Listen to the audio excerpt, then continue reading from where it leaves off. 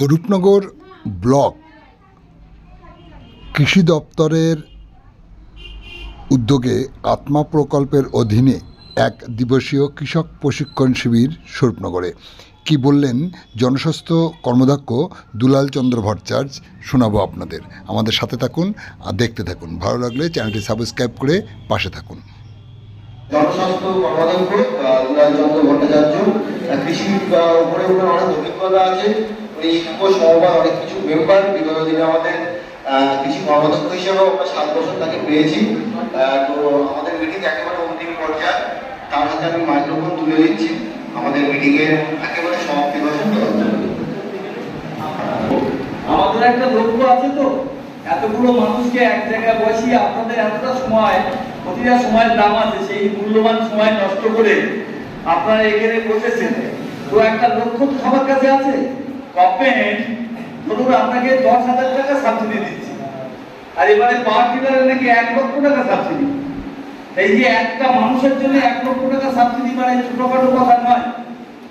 একটা ছোট চাষি, তার জন্য 10,000 টাকা সাবসিডি, সে ইচ্ছা করলে ধান ঝাড়া মেশিন দিতে পারে, ওই ডেলিভারি পাইপ নিতে পারে, আর স্প্রেয়ার নিতে পারে। একই ব্যক্তি 3টে জিনিস পেতে পারে। লক্ষ্য যদি ঠিক থাকে যে আমি কৃষি সম্পর্কে কিছু শুনবো এবং এর থেকে কিছু উপকৃত হব, যদি লক্ষ্য থাকে তাহলে কিন্তু এই ট্রেনিং এর সার্থকতা আছে।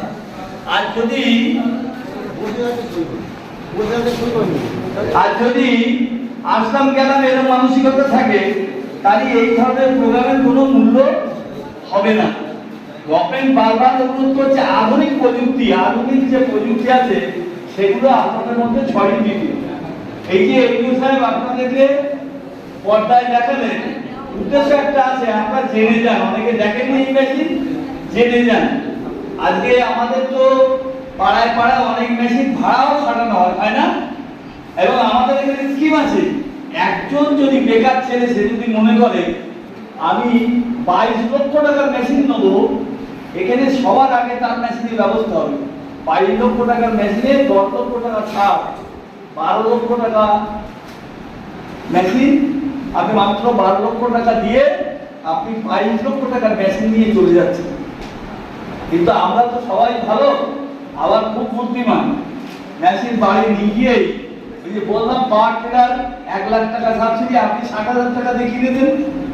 1,60,000 টাকার মেশিনটা শুধুমাত্র 60,000 টাকায় কিনে দেন, বাড়ি গিয়েই 1 লাখ টাকায় বিক্রি করে দিলেন। এখন কিন্তু ওই কল আর হবে না। এই সাহেব কিন্তু বাড়ি বাড়ি হানা নিচ্ছে। যারা 3 বছরের আগে না 4 বছরের আগে এই মেশিন হাতছাড়া করবে, হয় শ্রীঘরে যেতে হবে, আর তার মধ্যে গভর্নমেন্টের সাবসিডি টাকা ফেরত দিতে হবে। এটা কিন্তু শুনে রাখুন। আমি অনেক বুদ্ধিমান, কিন্তু আমি বুদ্ধিমান বোকা, এই কথা মনে রাখতে হবে। সরকারি পরিকল্পনাকে কাজে লাগতে দিতে হবে। আজকে আমাদের ব্লক থেকে এডিও সাহেব যে বলছিল যে কৃষি দপ্তর থেকে আপনারা কি সুবিধা পান, আমরা কি সুবিধা পাই? আমরা যে কৃষি দপ্তর থেকে এই ধরনের ট্রেনিং এর মধ্যে যে শিক্ষা লাভ করি, এই কথা কিন্তু কেউ বললেন না। কৃষক বন্ধুর কথা বললেন, কৃষি যন্ত্রপাতির কথা বললেন, যে কিন্তু মরে গেলেই পাবো, আমি বেঁচে থাকলে পাবো না, সেটাও বললেন আপনারা। তো আমরা এখানে যে এই ধরনের ট্রেনিং এর মধ্যে দিয়ে আপনাদের যে কৃষি সংক্রান্ত কিছু মানে আলোচনা আপনাদের সঙ্গে করি, আপনারা আলোচনায় অংশ নেন, এটা কিন্তু কেউ বললেন না। আমাদের প্রথম লক্ষ্য হলো যে একটা কৃষককে উন্নততর অবস্থায় নিয়ে যাওয়া, ডেভেলপমেন্ট করার। আগের দিনে বহু লোক পাওয়া যেত, সেইভাবে চাষ হতো। আজকে তো মানুষ পাওয়া যায় না, লেবার পাওয়া যায় না। নিজের জমি আর নিজে চাষ করার মতো পর্যায়ে নেই। একটা লেবার 600-800-1000 টাকা তাকে দিতে হয়। ফলে কি দেখা যাচ্ছে, আমার চাষের পরে যখন হিসেব করবো, দেখবো 600-800-1000 সব লস, লাভ নেই, জিরো, শূন্য। আমার মাছ চিকিৎসাও হবে না, ছেলের পড়াশোনা হবে না। যদিও এখন মাছ চিকিৎসার জন্য আর ছেলেকে ভাবতে হয় না, কারণ মমতা বন্দ্যোপাধ্যায় সবার হাতেই স্বাস্থ্যসাথীর কার্ড তুলে দিয়েছে। স্বাস্থ্যসাথীর কার্ডেই চিকিৎসা হয়ে যাচ্ছে। আর ছেলের পড়াশোনার জন্য বাবার আর ভাবতে হয় না, কারণ স্কুলে বিনা পয়সার বই, বিনা পয়সার খাবার, বিনা পয়সার জুতো, বিনা পয়সার ব্যাগ, বিনা পয়সা খাতা, বিনা পয়সা জামা কাপড়, সব বিনা পয়সা। হ্যাঁ, মেয়েরা হবে আবার কি পাবে, কন্যাশ্রীর টাকা, এসব ঘটনা জড়িয়ে আছে। অতএব দায় দায়িত্ব, আমরা যখন ছোট ছিলাম বাবার যা ছিল, আজকে কিন্তু বাবা মা সেই দায় দায়িত্ব নেই। তো আমাদের সবাইকে ভাবতে হবে, তাহলে যদি অবস্থা পরিবর্তন হয়ে থাকে, তাহলে আমাদেরও ভাবতে হবে এই অবস্থা পরিবর্তন, ব্যবস্থা পরিবর্তনের সঙ্গে সঙ্গে আধুনিক পর্যায়ে কিভাবে আমরা চাষবাস করব। আমরা আধুনিকভাবে চাষ করার জন্য যে বুদ্ধি যুক্তি দরকার, সেগুলো আমাদের যিনি আছেন এই ব্যাপারে বিশারদ, এই বিষয়ে তার আরো সঙ্গী সাথীরা আছে, তাদের কাছে শুনতে হবে। না শুনলে আমি সব জানি বললে কিন্তু হবে না, সবাইকে জানতে হবে, জেনে চাষ করতে হবে, তাহলে লাভ হবে। আর জেনে যদি চাষ না করে, নোনা লেগেছে 10 কিলো চিনি দেয়, লাভ কিন্তু হবে না। নোনার ওষুধ ব্যবহার করতে হবে, নোনা লাগে। আমরা জানি সব, আমরা জানি পটাশ জানি, ফসফেট জানি, হ্যাঁ নাইট্রোজেন জানি, জানি না সব জানি, কিন্তু জানি না যে এদের ঘাটতি হলে কিভাবে আমি বসবো। আমরা জানি না এই ঘাটতিগুলোর জন্য কি কি ওষুধ ব্যবহার করা যেতে পারে, আর কোন ওষুধ ব্যবহার করলে এই আমাদের যে ফসলগুলো করবো সেই ফসলগুলো পূর্ণতা নিয়ে আমরা বাড়ি আসতে পারবো। সারের দোকানে গিয়ে বললো বেগুনে পোকা লেগেছে, শিখি তেল দাও, কি পোকা লেগেছে জানি না, আর কিরাম ধরনের পোকা লেগেছে তাও জানি না। ওই মাঠে শুনিয়ে গেছে 999 টাকা 100 গ্রাম তেলের দাম, ওই তেল আমি নেবো। তারপর দোকানদারের সঙ্গে দরাদরি করে 100 টাকা বাদ দিয়ে 899 টাকায় এই তেল কিনে নিয়ে বাড়িয়ে দিই। কদিন ধরে দেখছিলাম ওষুধ ব্যবহার করতে গিয়ে অনেকে অসুস্থই পড়ছে। এই ওষুধটা কিভাবে ব্যবহার করতে হবে, আর এর জন্য এই ট্রেনিং, এই ব্যবস্থাপনা সবকিছু এরই জন্য। কোন খাদ্য প্রাণটা গাছের ক্ষেত্রে দরকার। দেখেন আমার বাড়িতে আমি ডাক্তারের কাছে গেলে ডাক্তার বললো আগে যা রক্ত পরীক্ষা করে আসুন, তাতে আমি ট্রিটমেন্ট করবো, বলে না? তা আপনি কোনোদিন জমির স্বাস্থ্য দেখেছেন? জমির স্বাস্থ্য পরীক্ষা করেছেন? জমি কি খেতে চাচ্ছে, জমি স্বাস্থ্য রক্ষা করার জন্য কি বিষয় সে চাচ্ছে, সেটা কিন্তু আমরা কেউ দেখিনি, সবটাই আন্দাজের উপর দাঁড়িয়ে করি। তো মাটি পরীক্ষাও কিন্তু একটা বিরাট জিনিস। মাটি পরীক্ষা না করলে আপনার পূর্ণতা আসবে না চাষে। আপনি সব করলেন, কিন্তু আপনি আমার এখান থেকে বলা হলো যে 1 বিঘে জমি চাষ করতে এডিও সাহেবরা বলেন এই ধরো 20 কিলো ইউরিয়া হলে চাষ হয়ে যাবে। আমার মন ওঠে না। আমি 50 কিলো ইউরিয়া যতক্ষণ না খেতে দিতে পারছি ততক্ষণ আমার মন ওঠে না।